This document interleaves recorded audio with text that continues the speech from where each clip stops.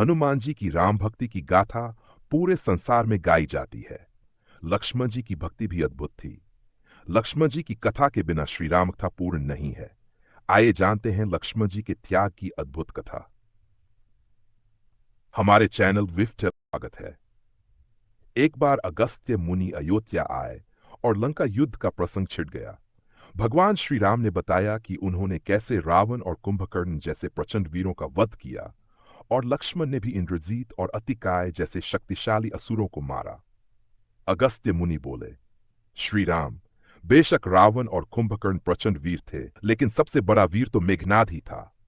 उसने अंतरिक्ष में स्थित होकर इंद्र से युद्ध किया था और उन्हें बांधकर लंका ले आया था। ब्रह्मा ने इंद्रजीत से दान के रूप में इंद्र को मांगा, तब इंद्र मुक्त हुए थे। लक्ष्मण ने उसका वध किया, इसलिए वे सबसे बड़े योद्धा हुए। श्री राम को आश्चर्य हुआ, लेकिन भाई की वीरता की प्रशंसा से वह प्रसन्न थे। फिर भी उनके मन में जिज्ञासा उत्पन्न हुई, आखिर अगस्त्य मुनि ऐसा क्यों कह रहे हैं कि इंद्रजीत का वध रावण से भी अधिक कठिन था? अगस्त्य मुनि ने प्रभु इंद्रजीत को वरदान था कि उसका वध वही कर सकता था जो 14 वर्षों तक न सोया हो, जिसने 14 वर्षों तक किसी स्त्री का मुख न देखा हो और 14 वर्षों तक भोजन न किया हो। श्री राम बोले, परंतु मैं वनवास काल में नियमित रूप से लक्ष्मण के हिस्से का फल फूल देता रहा। मैं सीता के साथ एक कुटी में रहता था। बगल की कुटी में लक्ष्मण थे। फिर सीता का मुख भी न देखा हो और 14 वर्षों तक सोए न हो। यह कैसे संभव है? अगस्त्य मुनि मुस्कुराए, प्रभु से कुछ छुपा है भला। दरअसल सभी लोग सिर्फ श्री राम का गुणगान करते थे, लेकिन प्रभु चाहते थे कि लक्ष्मण के तप और वीरता की चर्चा भी अयोध्या के घर घर में हो। अगस्त्य मुनि ने कहा, क्यों न लक्ष्मण जी से पूछा जाए। लक्ष्मण जी आए। प्रभु ने कहा, आपसे जो पूछा जाए उसे सच सच कहिएगा। प्रभु ने पूछा, हम तीनों 14 वर्षों तक साथ रहे, फिर तुमने सीता का मुख कैसे नहीं देखा? फल दिए गए, फिर भी अनाहारी कैसे रहे? और 35 साल तक सोए नहीं, ये कैसे हुआ? लक्ष्मण जी ने बताया, भैया, जब हम भाभी को तलाशते ईशमुख पर्वत गए तो सुग्रीव ने हमें उनके आभूषण दिखाकर पहचानने को कहा। आपको स्मरण होगा, मैं तो सिवाय उनके पैरों के नुपुर के कोई आभूषण पहचान ही नहीं पाया, क्योंकि मैंने कभी उनके चरणों के ऊपर देखा ही नहीं। 14 वर्ष न सोने की बात सुनिए। आप और माता एक कुटिया में सोते थे।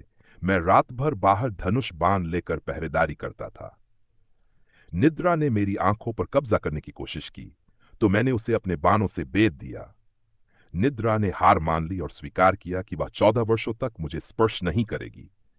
लेकिन उसने शर्त रखी, जब श्री राम का राज्याभिषेक होगा और मैं सेवक की तरह पीछे छत्र लिए खड़ा रहूंगा, तब वह मुझे घेरेगी।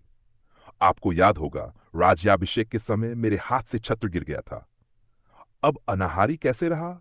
जो फल फूल मैं लाता था, आप उसके 3 भाग करते थे।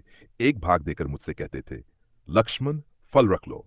आपने कभी फल खाने को नहीं कहा, तो बिना आपकी आज्ञा के मैं उन्हें खाता कैसे? मैंने वे फल संभाल कर रख दिए। सभी फल उसी कुटिया में अब भी रखे होंगे।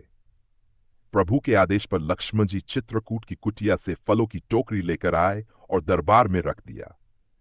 फलों की गिनती हुई, 7 दिन के फल नहीं थे। प्रभु ने पूछा, इसका अर्थ है तुमने 7 दिन आहार लिया था? लक्ष्मण जी बोले, उन 7 दिनों में फल आए ही नहीं।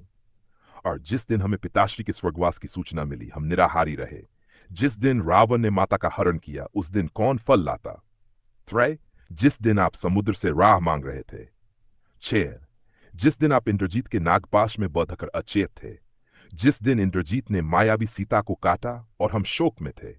जिस दिन रावण ने मुझे शक्ति मारी, और जिस दिन आपने रावण वध किया। इन दिनों में हमें भोजन की सुधि कहां थी? विश्वामित्र मुनि से मैंने एक विशेष विद्या सीखी थी, बिना आहार किए जीने की विद्या। उसका प्रयोग कर मैंने अपनी भूख को नियंत्रित किया और तभी इंद्रजीत का वध संभव हो सका। भगवान श्री राम ने लक्ष्मण जी की तपस्या के बारे में सुनकर उन्हें हृदय से लगा लिया।